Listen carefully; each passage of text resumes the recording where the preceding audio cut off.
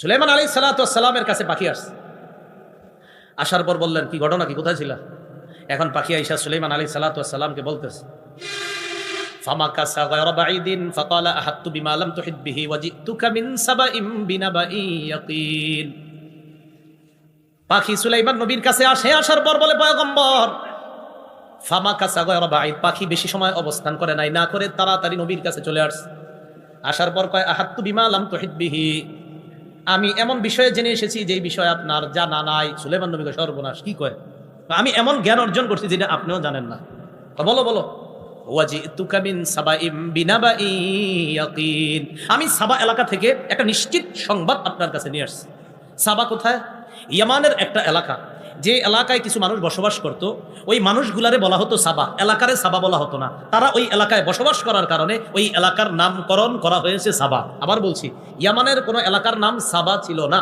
একদল মানুষ সেখানে বসবাস করত, তাদের নাম ছিল সাবা, ওই গোষ্ঠীর নাম ছিল সাবা। তো তারা ওখানে বসবাস করার কারণে এখন ওই এলাকার নাম হয়ে গেছে সাবা। আরে বুঝছেন নি? আচ্ছা, তো পাখি বলতেছে, আমি নিশ্চিত সংবাদ নিয়ে আসছি আপনার কাছে। কি সংবাদ বলো? ইন্নী ওয়াজাদতু ইমরাআতান তামলিকুহুম ওয়া উতিয়াত মিন কুল্লি শাইইন ওয়া লাহা আরশুন আযীম। আমি একজন মহিলাকে পাইছি সেখানে, তামলিকুহুম, যেই মহিলা তাদেরকে শাসন করে, তাদের উপর রাজত্ব কায়েম করে, তাদের উপর কর্তৃত্ব ক্ষমতা প্রদর্শন করে, একজন মহিলা পাইছি ওই সাবা গোত্রে। আর কি? ওয়া উতিয়াত মিন কুল্লি শাইইন, ওই মহিলাকে সব নিয়ামত দেওয়া হয়েছে, মানে তারও কম নাই। ওয়ালাহা আরশুন আযীম, ওই মহিলার বিশাল বড় এক সিংহাসন। সিংহাসনটা কোথায়? মহিলার একটা রাজপ্রাসাদ ছিল। মহিলার নাম তাফসীরের কিতাবে আসছে বিলকিস। কি নাম? তার বিশাল বড় এক রাজপ্রাসাদ। এই রাজপ্রাসাদের পূর্ব দিকে ৩০০টা জানালা, পশ্চিম দিকে ৩৬০টা জানালা। এটার উপরে তার বিশাল বড় সিংহাসন। সূর্য যখন ওঠে জানালা দিয়ে আলো যায়, ডুবার সময়ও পশ্চিম দিকে ওই জানালা দিয়ে আলোটা দিয়েই সূর্য তখন ডুবে। মহিলা সূর্য ওঠার সময় সূর্যের পূজা করে, ডুবার সময় সূর্যের পূজা করে। বুঝছেন নি? আচ্ছা, পাখি বলতেছে, মহিলারে পাইলাম, তার বিশাল বড় এক সিংহাসন। আর জানেন, ভয়ঙ্কর একটা অপরাধ দেখছি তাদের। কয় কি? ওয়াজাদতুহা ওয়া কওমাহা ইয়াসজুদুনা লিশ-শামসি মিন দুনিল্লাহ, আমি দেখলাম ওই মহিলা আর তার সম্প্রদায় আল্লাহ ছাড়া সূর্যকে সেজদা দেয়। নাউযুবিল্লাহ। কারে সেজদা দেয়? আমরা কারে সেজদা দেই? দিল থেকে বলেন কারে? কিন্তু এছাড়া মাঝে মাঝে আপনারা অন্য জায়গায়ও দেন কেন? হ্যাঁ, কোন তো মুখে আল্লাহ। সাহাবী আল্লাহ রাসূলের সামনে আসছে, আসার পর বলি, ইয়া রাসূলুল্লাহ, অমুক এলাকায় গেলাম, যাওয়ার পর ওয়াফাকতুহুম ইয়াসজুদুনা লিমারজুবান, আমি দেখলাম ওই এলাকার মানুষ তাদের নেতারে সেজদা দেয়। নাউযুবিল্লাহ।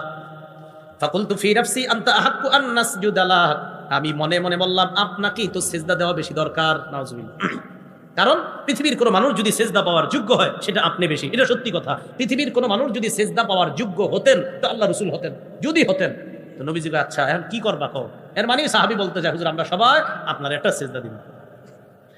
নবীজি এবার শাসন করে দিলেন, আচ্ছা শোনো তো, তুমি যদি আমার কবরের সামনে দিয়ে যাইতা, রাসূল তখনও কিন্তু পৃথিবীতে, তিনি বলতেছেন, তুমি যদি আমার কবরের পাশ দিয়ে অতিক্রম করতা, আকুনতা তাসজুদু লাহ, আমার কবরকে কি তুমি সিজদা করতা? রাসূলুল্লাহ সাল্লাল্লাহু আলাইহি ওয়াসাল্লাম বলেন, সাবধান, আমি ইন্তেকালের পর যেখানে দাফন করবা সেটাকেও সিজদা করবা না, আমাকেও সিজদা করবা না। পৃথিবীর শ্রেষ্ঠ মানুষটা, তাকে সিজদা করা হারাম ঘোষণা হয়ে গেল। তিনি যেখানে আছেন শুয়ে, সেটাকে সিজদা করাও হারাম ঘোষণা হয়ে গেল। অতএব পৃথিবীর অন্য কোনো ওলি আউলিয়া পীর গাউস কুতুব, তাদের কবর বা তাদেরকে সিজদা করা হারাম, শিরিক, কোনো সন্দেহ নেই। রাসূল সাল্লাল্লাহু আলাইহি ওয়াসাল্লামের চেয়ে বড় পীর তো দুনিয়াতে আসবে না। শেখুল হাদিস, আল্লামা, মুফতি, মুহাদ্দিস আসবে? পৃথিবীতে যত আপনি গুণ লাগাইতে পারেন যে হুজুর মুফতি, মুহাদ্দিস, শেখুল হাদিস, পীর, গাউস কুতুব, সব তিনি। তো ওনার চেয়ে বড় কেউ তো আসবে না। তাকে সেজদা দেওয়া হারাম, অতএব অন্য কাউকে সেজদা দেওয়া বিলকুল হারাম। এভাবে সেভাবে ব্যাখ্যা করে অমুক ভাবে তমুক ভাবে কোনোভাবেই সেজদা দেওয়া জায়েজ নাই। যে সেজদা নিবে আর যারা করবে, উভয়ে প্রতারক, ইসলামের দুশমন, এটাই চূড়ান্তভাবে প্রমাণিত।